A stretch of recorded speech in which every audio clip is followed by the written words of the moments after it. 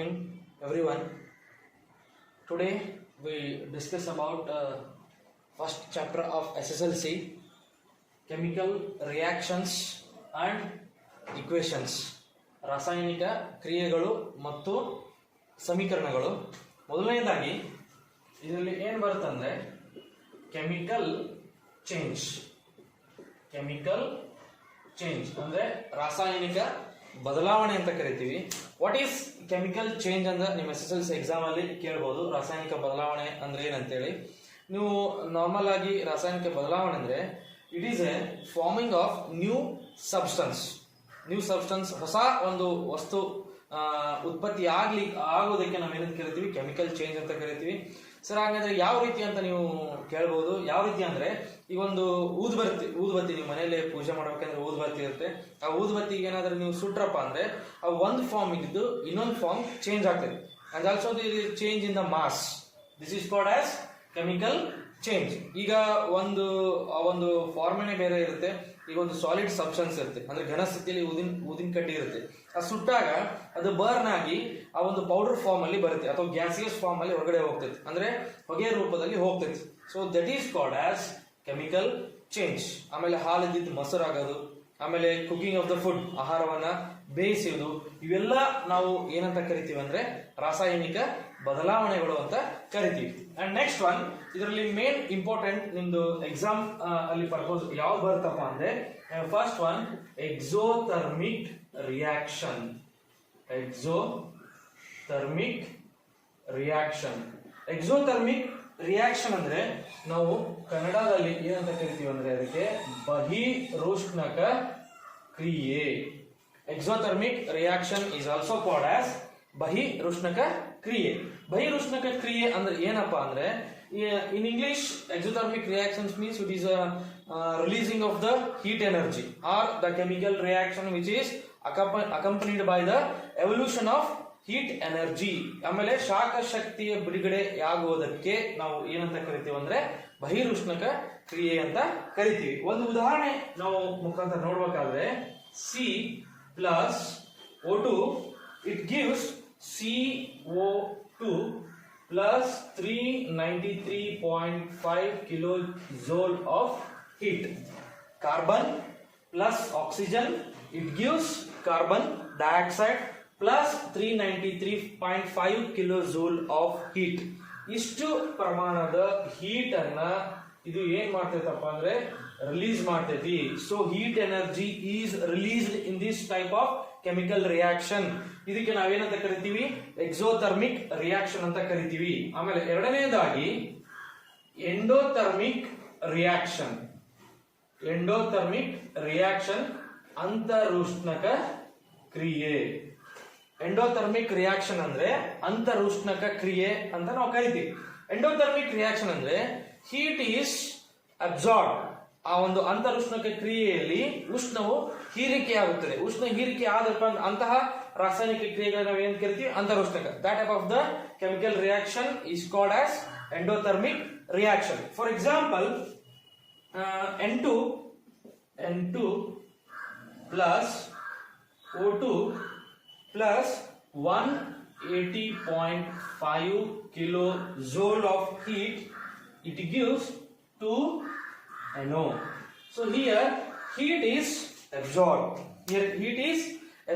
ಈ chemical reaction ಅಲ್ಲಿ heat ಏನಾಗಿದೆ ಅಂದ್ರೆ ಅಬ್ಸಾರ್ಬ್ ಆಗಿದೆ ಅಥವಾ ಉಷ್ಣ ಏನಾಗಿದೆ ಇಲ್ಲಿ ಹೀರಿಕೆ ಆಗಿದೆ. ಇಂತಹ ಕೆಮಿಕಲ್ ರಿಯಾಕ್ಷನ್ ಗಳಿಗೆ ನಾವು ಏನಂತ ಕರಿತೀವಿ ಅಂದ್ರೆ ಎಂಡೋಥರ್ಮಿಕ್ ರಿಯಾಕ್ಷನ್ಸ್ ಅಂತ ಕರಿತೀವಿ ಅಥವಾ ಅಂತರುಷ್ಣಕ ಕ್ರಿಯೆ ಅಂತ ನಾವು ಕರಿತೀವಿ.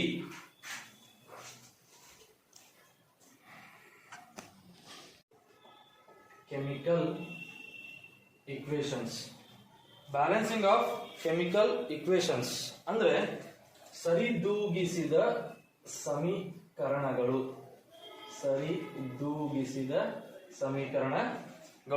ಇದು ಕೂಡ ನಿಮ್ಮ ಎಕ್ಸಾಮ್ ಪರ್ಪೋಸ್ ವೆರಿ ಇಂಪಾರ್ಟೆಂಟ್. ಸರಿದೂಗಿಸಿದ ಸಮೀಕರಣಗಳನ್ನ ಬಂದ್ ಕೊಟ್ಟು ಇದನ್ನು ಸರಿದೂಗಿಸಿರಿ ಅಥವಾ ಬ್ಯಾಲೆನ್ಸಿಂಗ್ ಎ ಕೆಮಿಕಲ್ ಇಕ್ವೇಶನ್. ನಾನು ಎರಡು ಉದಾಹರಣೆಗಳ ಮುಖಾಂತರ ನಿಮಗೆ ಇದನ್ನ ಎಕ್ಸ್ಪ್ಲೇನ್ ಮಾಡ್ತೀನಿ. ಮೊದಲನೇ ಉದಾಹರಣೆ ವೆರಿ ಈಸಿ ಆಗಿರುತ್ತೆ. H2 plus O2 it gives H2O. ಈ ತರ ನಿಮ್ಗೊಂದು ಉದಾಹರಣೆಯನ್ನ ಕೊಡ್ತಾರೆ ಎಕ್ಸಾಮ್ಸ್ಗೆ. ಇದನ್ನು ನೀವು ಸರಿದೂಗಿಸ್ರಿ ಅಥವಾ ಬ್ಯಾಲೆನ್ಸ್ ಮಾಡಿರಿ. ಇವಾಗ ಇದು ಬ್ಯಾಲೆನ್ಸ್ ಇಲ್ಲ. ಯಾವ ರೀತಿ ಬ್ಯಾಲೆನ್ಸ್ ಮಾಡಬೇಕಂದ್ರೆ it is a very easy method. ಇದರಲ್ಲಿ ಹಲವಾರು ವಿದ್ಯಾರ್ಥಿಗಳು ಕನ್ಫ್ಯೂಷನ್ ಆಗಿರ್ತಾರ. ದಯವಿಟ್ಟು ಕನ್ಫ್ಯೂಷನ್ ಮಾಡ್ಕೊಳಕ್ ಹೋಗ್ಬೇಡಿ. ನಾನು ನಿನ್ನೆ ದಿವಸ ನಿಮಗೆ ಲೈಟ್ ಚಾಪ್ಟರ್ ಬಗ್ಗೆ ಈಗಾಗಲೇ ನಾನು ಯೂಟ್ಯೂಬ್ ಮೇಲೆ ಹಾಕಿದ್ದೀನಿ. ನಿಮ್ಗೆ ಇನ್ನೂ ಮೋರ್ ವಿಡಿಯೋಸ್ ಏನಾದರೂ ಬೇಕಂದ್ರೆ ಯೂಟ್ಯೂಬ್ ಚಾನಲ್ ಅಲ್ಲಿ ನಮ್ಮ ಮಹೇಶ್ ಪಟೇಲ್ ಅಥವಾ ಕ್ಲಾಸ್ 10 ಅಥವಾ ನೂತನ ಸ್ಟಡಿ ಸರ್ಕಲ್ ಅಂತ ಇರುತ್ತೆ. ಅದನ್ನ ನೀವು ಸಬ್ಸ್ಕ್ರೈಬ್ ಮಾಡ್ಕೊಳ್ಳ್ರಿ. ಎಲ್ಲಾ ವಿಡಿಯೋಗಳನ್ನ ಡೇ ಬೈ ಡೇ ಪ್ರತಿಯೊಂದು ದಿವಸನೂ ಕೂಡ ಒಂದೊಂದು ಪಾಠವನ್ನ ಅಪ್ಲೋಡ್ ಮಾಡ್ತಾ ಇದ್ದೀನಿ. ಈಗ H2 plus O2 it gives H2O. ಇದು RHS ಸೈಡ್, ಇದು LHS ಸೈಡ್, ಇದು RHS ಸೈಡ್, ಎಡಭಾಗ ಮತ್ತು ಬಲಭಾಗ. ಇವು ಎರಡಕ್ಕೂ ನಾವು ಏನಂತ ಕರಿತೀವಿ? ರಿಯಾಕ್ಟೆಂಟ್ಸ್. ಇದಕ್ಕೆ ಪ್ರಾಡಕ್ಟ್ಸ್ ಅಂತ ನಾವು ಕರಿತೀವಿ.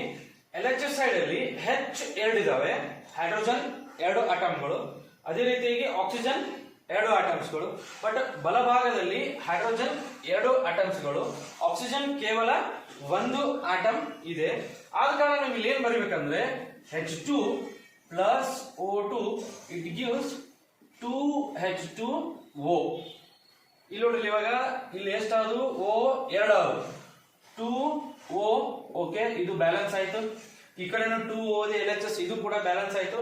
ಬಟ್ H2 ಇಲ್ಲಿ LHS ಸೈಡ್ ಎಷ್ಟಾದ್ರು 2 ಇದ್ದು. ಬಟ್ ಇಲ್ಲಿ 2 ನಾವು ಇದಕ್ಕೆ ಸೇರಿಸಿದ ತಕ್ಷಣ ಇಲ್ಲಿ ಹೈಡ್ರೋಜನ್ ಎಷ್ಟು ಮಾಲಿಕ್ಯೂಲ್ಸ್ ಅದು? 4 ಮಾಲಿಕ್ಯೂಲ್ಸ್ ಅದು. ಆದ ಕಾರಣ ಈ 4 ಇಲ್ಲಿ 2 ಇದೆ, 2 into 2 4 2H2 plus O2 it gives 2H2O. So this is the balancing of chemical equation ಅಥವಾ ಸರಿದೂಗಿಸಿದ ಸಮೀಕರಣ ಅಂತ ನಾವು ಕರಿತೀವಿ. ಇಲ್ಲಿ ನೋಡಿ 2 into 2 4H plus 2O it gives 4H plus 2O. ಈ 2 ಇದಕ್ಕೂ ರಿಲೇಟ್ ಆಗ್ತೈತಿ, ಈ 2 ಇದಕ್ಕೂ ರಿಲೇಟ್ ಆಗ್ತೈತಿ. 2 into 2 4H 2O. So RHS side 2 oxygen molecule, left side 2 oxygen molecule, ಇದು ಬ್ಯಾಲೆನ್ಸ್ ಆಯ್ತು. ಪ್ಲಸ್ 2 into 2 4H 4 H ಗಳು ಮತ್ತು ಈ side 2 into 2 4HS. So now LHS is equal to RHS. ಎಡಭಾಗ is equal to ಬಲಭಾಗ. ಈಗ ನಾವು ಏನ್ ಮಾಡಿದ್ವಿ ಅಂದ್ರೆ ರಾಸಾಯನಿಕ ಸಮೀಕರಣವನ್ನ ಸರಿದೂಗಿಸಿದ್ವಿ. ಎಕ್ಸಾಮ್ಗೆ ಇದು 2 ಮಾರ್ಕ್ಸ್ ಅಥವಾ 3 ಮಾರ್ಕ್ಸ್ ಕ್ವಶನ್ ನಿಮಗೆ ಬರುತ್ತೆ. ಇನ್ನೊಂದು ನಿಮ್ದು ಸಮೀಕರಣವನ್ನು ಯಾವ ರೀತಿ ನಾವು ಸರಿದೂಗಿಸಿದ್ರೆ ಈಸಿಯಾಗಿ ನಿಮ್ಗೆ ಅರ್ಥ ಆಗ್ಬಹುದು. ಇಲ್ಲಿ ನೋಡಿ, ಇನ್ನೊಂದು ಉದಾಹರಣೆ. Fe plus H2O it gives Fe3O4 plus H2. ಈ ಒಂದು ರಾಸಾಯನಿಕ ಸಮೀಕರಣದಲ್ಲಿ ಇದು it is not A balancing equation. ಇದು ಸರಿದೂಗಿಸಿಲ್ಲ. ನಾವು ಇದನ್ನ ಯಾವ ರೀತಿ ಸರಿದೂಗಿಸಬೇಕು ನೋಡ್ರಿ. LHS side and RHS side, left hand side and write hand side. First ಯಾವ್ಯಾವ ಮಾಲಿಕ್ಯೂಲ್ಸ್ ಅದಾವ ಇಲ್ಲಿ? Fe ಕೇವಲ 1 ಮಾಲಿಕ್ಯೂಲ್ ಇದೆ, H 2 ಮಾಲಿಕ್ಯೂಲ್ ಇದೆ, O ಎಷ್ಟು ಮಾಲಿಕ್ಯೂಲ್ ಇದೆ? 1 ಮಾಲಿಕ್ಯೂಲ್ ಇದೆ. ಇದು LHS ಸೈಡ್. RHS ಸೈಡ್ ಅಲ್ಲಿ Fe ಎಷ್ಟು ಮಾಲಿಕ್ಯೂಲ್ ಇದೆ? 3 ಮಾಲಿಕ್ಯೂಲ್ ಇದೆ, O 4 ಇದೆ, ಮತ್ತೆ H ಎಷ್ಟಿದೆ? 2 ಇದೆ.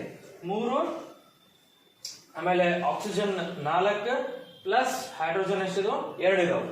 ಇಲ್ಲಿ ಹೈಡ್ರೋಜನ್ 2 ಇದಾವೆ, ಇಲ್ಲಿ ಹೈಡ್ರೋಜನ್ 2 ಇದಾವೆ. ಇದು ಬ್ಯಾಲೆನ್ಸ್ ಇದೆ. ಬಟ್ ಇಲ್ಲಿ Fe 1 ಇದೆ, ಇಲ್ಲಿ Fe 3 ಇದಾವೆ. ಬಟ್ ಆಕ್ಸಿಜನ್ ಇಲ್ಲಿ 1 ಇದೆ, ಬಟ್ ಆಕ್ಸಿಜನ್ ಇಲ್ಲಿ 4 ಇದಾವೆ. ಇವೆರಡು ಇನ್ನೂ ನಾವು ಬ್ಯಾಲೆನ್ಸ್ ಮಾಡಬೇಕಾಗಿದೆ. ಅದ್ರ ಸಲುವಾಗಿ ನಾವೇನ್ ಬರಿತೀವಪ್ಪ ಅಂದ್ರೆ ಈಗಲೇ Fe plus 4H2O it gives Fe3O4 plus H2. ಇವಾಗ ನೋಡ್ರಿ, ಇಲ್ಲಿ 4 into 2 ಎಷ್ಟಾದ್ರು? ಇಲ್ಲಿ 8H. But 4 into O 4O this is equal to O4. ಇಲ್ಲಿ RHS ಸೈಡ್ ಅಲ್ಲಿ ಏನಿದಾವೆ? 4O. ಬಟ್ O ಬ್ಯಾಲೆನ್ಸ್ ಆಯ್ತು. ಬಟ್ ಹೆಚ್ ಬ್ಯಾಲೆನ್ಸ್ ಆಗಿಲ್ಲ. ಹೆಚ್ ಈ ಕಡೆ 8 ಆದವು, ಈ ಕಡೆ ಕೇವಲ 4 ಇದಾವೆ. ನೀವು 4ಅನ್ನ ಈ ಕಡೆ ಆಡ್ ಮಾಡಬೇಕು. Fe plus 4H2O it gives Fe3O4 plus 4H2. 4 ಹೇಳೆ 8H, ಈ ಕಡೆನೂ ಕೂಡ 8H ಪ್ಲಸ್, ಬಟ್ ಇಲ್ಲಿ O ಎಷ್ಟಾಯ್ತು? O ಇಲ್ಲಿ 4 ಇದೆ, ಇಲ್ಲಿ ಕೂಡ O 4 ಇದೆ, ಇದು ಬ್ಯಾಲೆನ್ಸ್ ಆಯ್ತು, H ಬ್ಯಾಲೆನ್ಸ್ ಆಯ್ತು. ಆಮೇಲೆ ಉಳಿದಿದ್ದು ಯಾವ್ದು ಇವಾಗ? Fe ಬಟ್ ಇಲ್ಲಿ ಎಷ್ಟಿದೆ? 3 ಇದೆ, ಬಟ್ Fe ಈ ಕಡೆ ಎಷ್ಟಿದೆ? ಕೇವಲ 1 ಇದೆ. ಹಂಗಾದ್ರೆ ನಾವು ಇಲ್ಲಿ ಎಷ್ಟು ಸೇರಿಸಬೇಕು?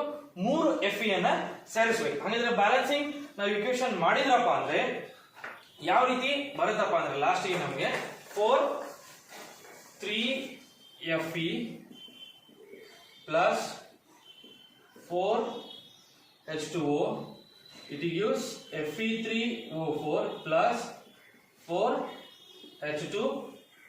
ಇವಾಗ ನೋಡ್ರಿ, ಇಲ್ಲಿ 3Fe ಇದೆ, ಇಲ್ಲಿ 3Fe ಇದೆ, O4 ಇದೆ, ಇಲ್ಲಿ O4 ಇದೆ, 4 into 2 8 H ಗಳು ಇದಾವೆ, ಇಲ್ಲಿ ಕೂಡ 8 H ಗಳು ಇದಾವೆ. So this is LHS is equal to RHS. ಕ್ರಿಯಾತ್ಮನ is equal to ಉತ್ಪನ್ನಗಳು. ಇದು ಒಂದು ನಮಗೆ ಬ್ಯಾಲೆನ್ಸ್ ಇಕ್ವೇಶನ್. ಇದು ವೆರಿ ಇಂಪಾರ್ಟೆಂಟ್. ದಯವಿಟ್ಟು ಕನ್ಫ್ಯೂಷನ್ ಮಾಡ್ಕೊಳಕ್ ಹೋಗ್ಬೇಡ್ರಿ. ನೀವು ಈ ರೀತಿ LHS ಮತ್ತೆ RHS ಅನ್ನ ನೀವು ಫಸ್ಟ್ ಬರ್ಕೊಂಡ್ಬಿಡ್ರಿ, ಎಷ್ಟೆಷ್ಟು ಮಾಲಿಕ್ಯೂಲ್ಸ್ ಗಳದಾವು. ಆಮೇಲೆ ನೀವು ಆ ಕಡೆ ಒಂದೊಂದೇ ಮಾಲಿಕ್ಯೂಲ್ ಗಳನ್ನ ಆಡ್ ಮಾಡ್ಕೊಂತ ಹೋದ್ರೆ ನಿಮ್ಗೆ balancing of the equation very easy ಆಗಿ ಬರುತ್ತೆ.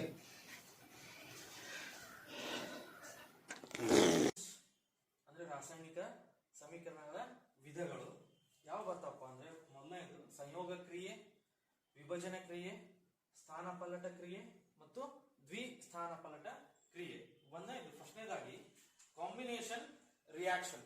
ಕಾಂಬಿನೇಷನ್ ರಿಯಾಕ್ಷನ್ ಅಂದ್ರೆ ಫಾರ್ ಎಕ್ಸಾಂಪಲ್ ನೋಡ್ರಿ, 2H2 plus O2 it gives 2H2O. ಇಲ್ಲಿ LHS ಸೈಡ್ ಅಲ್ಲಿ 2 ರಿಯಾಕ್ಟೆಂಟ್ಸ್ ಇದೆ, RHS ಸೈಡ್ ಅಲ್ಲಿ 2 ರಿಯಾಕ್ಷನ್ ಆಗಿ ನಮಗೆ ಒಂದು ಪ್ರಾಡಕ್ಟ್ ಬಂದಿದೆ. ಸೊ ಕಾಂಬಿನೇಷನ್ ರಿಯಾಕ್ಷನ್ ಅಂದ್ರೆ ಹೆಸರಲ್ಲೇ ಇದೆ, ಸಂಯೋಗ ಕ್ರಿಯೆ ಅಂದ್ರೆ ಒಂದು ಅಥವಾ ಒಂದಕ್ಕಿಂತ ಹೆಚ್ಚು ಸೇರಿ ಕ್ರಿಯಾತ್ಮಕಗಳು ಸೇರಿ ಒಂದು ಉತ್ಪನ್ನ ಆಗೋದಕ್ಕೆ ನಾವೇನಂತ ಕರಿತೀವಿ? ಸಂಯೋಗ ಅಂತ ಕರಿತೀವಿ. One or more substances are adding, they can chemically reacted and to form a single product.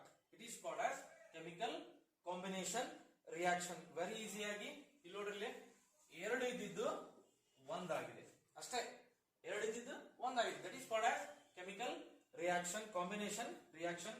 ಎರಡನೇದು ಡಿಕಾಂಪೋಸಿಷನ್ ರಿಯಾಕ್ಷನ್. ಡಿಕಾಂಪೋಸಿಷನ್ ರಿಯಾಕ್ಷನ್ ಅಂದ್ರೆ ವಿಭಜನೆ ಕ್ರಿಯೆ. ಫಾರ್ ಎಕ್ಸಾಂಪಲ್ ನೋಡ್ರಿ, 2HgO it gives 2Hg plus O2.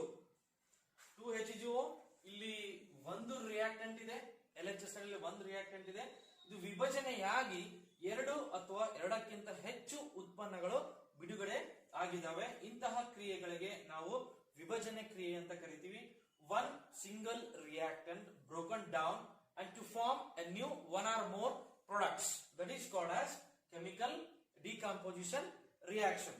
ಮೂರನೇದಾಗಿ ನಾವು ಡಿಸ್ಪ್ಲೇಸ್ಮೆಂಟ್ ರಿಯಾಕ್ಷನ್ಸ್ ಅಂತ ಕರಿತೀವಿ. ಮೂರನೇ ವಿಧ ಯಾವ್ದಪ್ಪ ಅಂದ್ರೆ ಸ್ಥಾನ ಪಲ್ಲಟ ಕ್ರಿಯೆ. ಫಾರ್ ಎಕ್ಸಾಂಪಲ್ ನೋಡ್ರಿ, ಸ್ಥಾನ ಪಲ್ಲಟ ಕ್ರಿಯೆಯಲ್ಲಿ Fe plus CuSO4 it gives FeSO4 plus Cu. ನೋಡ್ರಿ, ಇಲ್ಲಿ Fe iron, copper sulphate, it gives ferrous sulfate plus copper. ಈ ಒಂದು ಮೆಟಲ್ ಇದ್ರ ಜೊತೆ ರಿಯಾಕ್ಷನ್ ಆಗಿದೆ, ಈ ಕಾಂಪೌಂಡ್ ಜೊತೆ ಈ metal. And Cu another element is one singly formed. So this is called as displacement reaction. ಸ್ಥಾನಪಲ್ಲಟ ಕ್ರಿಯೆ. ಏನ್ ಸ್ಥಾನಪಲ್ಲಟ ಆಗಿದೆ? ಇಲ್ಲಿ ಐರನ್ ಸಲ್ಫೇಟ್ ಜೊತೆ ಹೋಗಿ ರಿಲೇಟ್ ಆಗಿದೆ, ಕೆಮಿಕಲಿ ರಿಯಾಕ್ಟ್ ಆಗಿದೆ. This is called as displacement. Only one element, the mutually transfer of one element from highest activity series to lowest activity series, or electropositive elements to the electronegative elements. So the displaces of the one element in compound of the molecule, that is called as displacement reaction.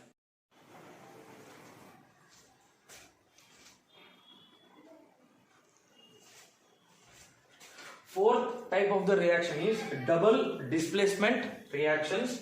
For example, ZnSO4 plus BaCl2, it gives ZnCl2 plus BaSO4 plus BaSO4. This is called as double displacement reactions. Two reactivity highest reactivity series of the elements are mutually transfer. ಎರಡು ಇಲ್ಲಿ ಅಟಮ್ಗಳು ಅಥವಾ ಎರಡು ಮಾಲಿಕ್ಯೂಲ್ಗಳು ಏನಾಗ್ತಾವಪ್ಪ ಅಂದ್ರೆ mutually transfer ಆಗ್ತದೆ. So this is called as double displacement ಅಥವಾ ದ್ವಿಸ್ಥಾನ ಪಲ್ಲಟ ಕ್ರಿಯೆ. ಅದೇ single element ಅಥವಾ ಸಿಂಗಲ್ ಅಟಮ್ ಏನಾದ್ರು ಟ್ರಾನ್ಸ್ಫರ್ ಆದ್ರೆ ನಾವು ಹಿಂದಿನ ಡಿಸ್ಕಷನ್ ಅಲ್ಲಿ ಕಲ್ತಿದ್ವಿ, ಅದಕ್ಕೆ ಏನಂತ ಕರಿತೀವಿ ಅಂದ್ರೆ ಕೇವಲ ಡಿಸ್ಪ್ಲೇಸ್ಮೆಂಟ್ ರಿಯಾಕ್ಷನ್, ಅಂದ್ರೆ ಕೇವಲ ಸ್ಥಾನ ಪಲ್ಲಟ, ಒಂದು ಅಟಮ್ ಮಾತ್ರ ಸ್ಥಾನ ಪಲ್ಲಟ ಆಗಿದ್ರೆ. ಬಟ್ ಇಲ್ಲಿ ಎಷ್ಟಾಗಿದ್ದಾವೆ? ಎರಡು ಸ್ಥಾನ ಪಲ್ಲಟ ಕ್ರಿಯೆಗಳು ಆಗಿದಾವೆ. ಈ ರೀತಿ total types of the reaction ಅಲ್ಲಿ ನಾಲ್ಕಿದೆ: combination, decomposition, displacement and double displacement. ಸಂಯೋಗ, ವಿಭಜನೆ, ಸ್ಥಾನ ಪಲ್ಲಟ ಮತ್ತು ದ್ವಿಸ್ಥಾನ ಪಲ್ಲಟ. ಎಕ್ಸಾಮ್ ಅಲ್ಲಿ ಯಾವ್ದಾದ್ರು ಕೂಡ ಇದರಲ್ಲಿ 2 ಅಥವಾ 3 ಮಾರ್ಕ್ಸ್ ಗೆ ನಿಮ್ಮ ಎಕ್ಸಾಮ್ ಅಲ್ಲಿ ಪ್ರತಿ ವರ್ಷನೂ ಕೂಡ ಕೇಳಿದ್ದಾರೆ. ಈ ವರ್ಷನೂ ಕೂಡ ನಿಮ್ಗೆ ಈ ಎಕ್ಸಾಮ್ ಅಲ್ಲಿ ಬರಬಹುದು. And next one very important concept of this first chapter of SSLC, oxidation and reaction. Oxidation and reduction. ನಿಮಗೆ ಇದರಲ್ಲಿ ಎರಡೂ ಕೂಡ ಅರ್ಥ ಆಗಂಗೆ ಒಂದು ನಿಮ್ಮ ಬುಕ್ ಅಲ್ಲಿ ಕೊಟ್ಟಿದ್ದಾರೆ, ಉತ್ಕರ್ಷಣ ಮತ್ತು ಅಪಕರ್ಷಣ. ಆಕ್ಸಿಡೇಷನ್, ಉತ್ಕರ್ಷಣ, ರಿಡಕ್ಷನ್ ಅಂದ್ರೆ ಅಪಕರ್ಷಣ. ನೋಡ್ರಲ್ಲೇ CuO plus H2, it gives Cu plus H2O. H2O ಆಗಿದೆ. ಇದಕ್ಕೆ ನಾವೇನಂತ ಕರಿತೀವಿ? ಉತ್ಕರ್ಷಣ. CuO ಇದಿದ್ದು C ಆಗಿದೆ. ಇದಕ್ಕೆ ನಾವೇನಂತ ಕರಿತೀವಿ? ಅಪಕರ್ಷಣ, means reduction. So this is called as oxidation. ನೀವೀಗ ನಮಗೆ ಕೇಳಬಹುದು, ಸರ್ ಆಕ್ಸಿಡೇಷನ್ ಅಂದ್ರೆ ಯಾವ ರೀತಿ ಮತ್ತೆ ರಿಡಕ್ಷನ್ ಅಂದ್ರೆ ಯಾವ ರೀತಿ ಸರ್ ಎಕ್ಸಾಮ್ ಅಲ್ಲಿ ಬಂದ್ರೆ ನಾವು ಯಾವ ರೀತಿ ಬರಿಬಹುದು? Oxygen adds to the molecule. ಇಲ್ಲಿ ಆಕ್ಸಿಜನ್ ನೋಡಿ, ಇಲ್ಲಿ H2O, ಇಲ್ಲಿ H2O. ಈ ಒಂದು ಇಲ್ಲಿ ಆಕ್ಸಿಜನ್ ಇದ್ದಿದ್ದಿಲ್ಲ, ಇಲ್ಲಿ ಒಂದು ಆಕ್ಸಿಜನ್ ಏನಾಗಿದೆ? ಆಡ್ ಆಗಿದೆ. Adding of the oxygen is called as oxidation. And ಇಲ್ಲಿ CuO, ಈ CuO ಇಂದ O ಏನಾಗಿದೆ? ರಿಮೂವ್ ಆಗಿದೆ. ಅದಕ್ಕೆ ನಾವೇನಂತ ಕರಿತೀವಿ? ರಿಡಕ್ಷನ್ ಅಂತ ಕರಿತೀವಿ. ಇಲ್ಲಿ ಕೇವಲ Cu ಇದೆ. So reduction is removing of oxygen, molecule. Oxygen ನಿಂದ ತೆಗೆಯುವ ಕ್ರಿಯೆಗೆ ನಾವೇನಂತ ಕರಿತೀವಿ? ಅಪಕರ್ಷಣ ಅಂತ ಕರಿತೀವಿ. ಆಮೇಲೆ ಆಕ್ಸಿಜನ್ ಅನ್ನ ಆಡ್ ಮಾಡೋದಕ್ಕೆ ನಾವೇನಂತ ಕರಿತೀವಿ? Adding of the oxygen is called as oxidation ಅಥವಾ ಉತ್ಕರ್ಷಣ. ನೀವು ಎರಡರಲ್ಲಿ ಎಕ್ಸಾಮ್ ಅಲ್ಲಿ ಯಾವ್ದಾದ್ರು ಒಂದನ್ನ ನಿಮ್ಗೆ ಕೇಳಬಹುದು, what is oxidation or what is reduction. ಇನ್ನೊಂದು ನಾವು ಏನ್ ಹೇಳ್ಬೋದಪ್ಪ ಅಂದ್ರೆ the process of losing of electrons is called as oxidation. And reduction means it is a gaining of the process of gaining of electrons. Reduction means it is a gaining of electrons, and oxidation means there is a loss of electrons. ಎಲೆಕ್ಟ್ರಾನ್ಗಳು loss ಆಗೋದಕ್ಕೆ ನಾವೇನಂತ ಕರಿತೀವಿ? Oxidation ಅಂತ ಕರಿತೀವಿ. And gaining of the ಎಲೆಕ್ಟ್ರಾನ್ಗಳನ್ನು ತೆಗೆದುಕೊಳ್ಳೋದಕ್ಕೆ ನಾವೇನಂತ ಕರಿತೀವಿ? Reduction ಅಂತ ಕರಿತೀವಿ. ಅಪಕರ್ಷಣ, ಇದು ಆಕ್ಸಿಡೇಷನ್ ಅಂದ್ರೆ ಉತ್ಕರ್ಷಣ. ಅಂಡ್ ಲಾಸ್ಟ್ ಒನ್, ನಿಮಗೆ ಈ ಚಾಪ್ಟರ್ ಕೊನೆಯಲ್ಲಿ ಇನ್ನು 2 ಕಾನ್ಸೆಪ್ಟ್ಗಳು ಬರ್ತವೆ. ಆ 2 ಕಾನ್ಸೆಪ್ಟ್ಗಳು ಯಾವಪ್ಪ ಅಂದ್ರೆ ಕೊರೋಸಿಂಗ್, ಸಂಕ್ಷಾರಣ ಅಂತ ಕರಿತೀವಿ ಕನ್ನಡದಲ್ಲಿ, ಅಂಡ್ ರಾನ್ಸಿಡಿಟಿ. ರಾನ್ಸಿಡಿಟಿ ಅಂದ್ರೆ ಕಮಟುವಿಕೆ ಅಂತ ನಿಮ್ ಬುಕ್ ಅಲ್ಲಿ SSLC NCERT ಸಿಲೆಬಸ್ ಅಲ್ಲಿ ಕೊಟ್ಟಿದ್ದಾರೆ. ರಾನ್ಸಿಡಿಟಿ ಅಂದ್ರೆ ಸಂಕ್ಷಾರಣ, ದಯವಿಟ್ಟು ವಿದ್ಯಾರ್ಥಿಗಳು ಎಲ್ಲ NCERT ಸಿಲೆಬಸ್ ಕೂಡ ಇವಾಗ ಒಂದೇ ಆಗಿದೆ, CBSE ಸಿಲೆಬಸ್ ಕೂಡ ಒಂದೇ. ಆಮೇಲೆ ನಿಮಗೆ NCERT ಸಿಲೆಬಸ್ ಹೊಸ ನ್ಯೂ ಸಿಲೆಬಸ್ ಈಗಿರೋ ಪ್ರಕಾರನೇ ನಾವು ನಿಮಗೆ ಟೀಚ್ ಮಾಡ್ತಾ ಇದೀವಿ. ಕರ್ನಾಟಕ ಸ್ಟೇಟ್ ಸಿಲೆಬಸ್ ನಿಮಗೆ ನಾವು ಇವಾಗ ಹೇಳ್ತಾ ಇರೋದು. ಥ್ರೂಔಟ್ ಇಂಡಿಯಾನ ಕೂಡ NCERT ಸಿಲೆಬಸ್ ಎಲ್ಲೆಲ್ಲ ಇದಾವೆ, ಅದೇ ಸಬ್ಜೆಕ್ಟ್ಗಳು ಮತ್ತು ಅದೇ ಪಾಠಗಳು ನಿಮಗೆ ಇದಾವೆ. ಆ ಒಂದು ಎಫೆಕ್ಟ್ಸ್ ಆಫ್ ದ ಅಂಡ್ ಕರೋಸಿನ್. ಈ ಕರೋಸಿನ್ ಅಂದ್ರೆ ನಿಮಗೆ ತುಕ್ಕು ಹಿಡಿಯೋದು ಅಂತ ನಾವು ಕರಿತೀವಿ. ಆ ಕಬ್ಬಿಣ ಆ ಒಂದು ಸುತ್ತಮುತ್ತಲು ಇರ್ತಕ್ಕಂಥ ನೀರಿನ ಮತ್ತು ತೇವಾಂಶ ಮತ್ತು ಗಾಳಿಗೆ ಏನಾಗ್ತೈತಿ, ಐರನ್ ಆಕ್ಸೈಡ್ ಆಗ್ತೈತಿ. ಐರನ್ ಇದ್ದಿದ್ದು ಏನಾಗ್ತೈತಿ, iron is become a iron oxide. So this is called as corrosion ಅಂದ್ರೆ ತುಕ್ಕು ಹಿಡಿಯುವಿಕೆ. ಇದರಲ್ಲಿ ಮಾಸ್ ಅಲ್ಲಿ ಕೂಡ ಏನಾಗ್ತೈತಿ, ಚೇಂಜ್ ಆಗ್ತೈತಿ, ಫಾರ್ಮ್ಸ್ ಅಲ್ಲಿ ಕೂಡ change ಆಗ್ತೈತಿ. So it will be changes by the surrounding environment like air and moisture and some water content, that is called as corrosion. ಇದಕ್ಕೆ ನಾವು ತುಕ್ಕು ಹಿಡಿಯುವಿಕೆ. ಸರ್ ಹಾಗಾದ್ರೆ ಇದನ್ನ ಕಡಿಮೆ ಮಾಡ್ಲಿಕ್ಕೆ ನಾವು ಏನ್ ಮಾಡಬೇಕು? ನಿಮ್ಮ ಮನೆಯಲ್ಲಿ ಏನ್ ಮಾಡ್ತಾರೆ ತುಕ್ಕು ಹಿಡಿದಾಗ? ಬಣ್ಣ ಲೇಪನ, and adding of the colors or painting and adding some grease to that metals, that is reduction of corrosion. ಈ ರೀತಿ ನಾವು corrosion ತುಕ್ಕು ಹಿಡಿಯೋದನ್ನ ನಾವು ಕಂಟ್ರೋಲ್ ಮಾಡಬಹುದು. Last one ರಾನ್ಸಿಡಿಟಿ ಕಮಟುವಿಕೆ. ಕಮಟುವಿಕೆ ಅಂದ್ರೆ ನಿಮ್ಗೆ ಆಲ್ರೆಡಿ ಗೊತ್ತಿರ್ತೈತಿ. ಪೊಟ್ಯಾಟೊ ಚಿಪ್ಸ್ ಅನ್ನ ನೀವು ಎಲ್ಲರೂ ತಿಂತಿರ್ತೀರಾ. ಆ ಪೊಟ್ಯಾಟೊ ಚಿಪ್ಸ್ ನಿಮ್ಗೆ ಎಷ್ಟು ವರ್ಷ ಇಟ್ರು ಕೂಡ ಮನೆಯಲ್ಲಿ ಹಂಗೆ ಇರ್ತೈತಿ. ಯಾಕೆ ಇರ್ತೈತಿ ಪೊಟ್ಯಾಟೊ ಚಿಪ್ಸ್ ಹಂಗೆ ಇಟ್ರೆ? ಕಮಟುವಿಕೆ. ಅದೇ ನೀವು ಬೇರೆ ಹಸಿ ಪದಾರ್ಥಗಳನ್ನ ಇಟ್ರೆ ಬೇಗ ಕೆಟ್ಟೋಗ್ಬಿಡ್ತೈತಿ. ಬಟ್ ಅದೇ ಪೊಟ್ಯಾಟೊ ಚಿಪ್ಸ್ ಅನ್ನ ಒಳಗಡೆ ಏನ್ ಹಾಕಿರ್ತಾರೆ, ಇದು ನಿಮ್ಗೆ 1 ಮಾರ್ಕ್ಸಿಗೆ ಕೇಳಬಹುದು. So they have passing the nitrogen element in that potato chips R any chips packets. ಆ ಚಿಪ್ಸ್ ಪ್ಯಾಕೆಟ್ ಅಲ್ಲಿ ಒಳಗಡೆ ಆ ಒಂದು ನೈಟ್ರೋಜನ್ ಕೆಮಿಕಲ್ ಅನ್ನ ಪಾಸ್ ಮಾಡಿರ್ತಾರೆ. ಅದು ಆಕ್ಸಿಜನ್ ಜೊತೆ ಬೇಗ ವರ್ತನೆ ಆಗಂಗಿಲ್ಲ. ಹಿಂಗಾಗಿ ಆ potato chips it will be very long term. Thank you. ಇಲ್ಲಿವರೆಗೂ ನೀವು ಆ ಒಂದು ಕೆಮಿಕಲ್ ರಿಯಾಕ್ಷನ್ಸ್ ಗಳ ಬಗ್ಗೆ ನೀವು ಕಲ್ತಿದ್ದೀರಾ.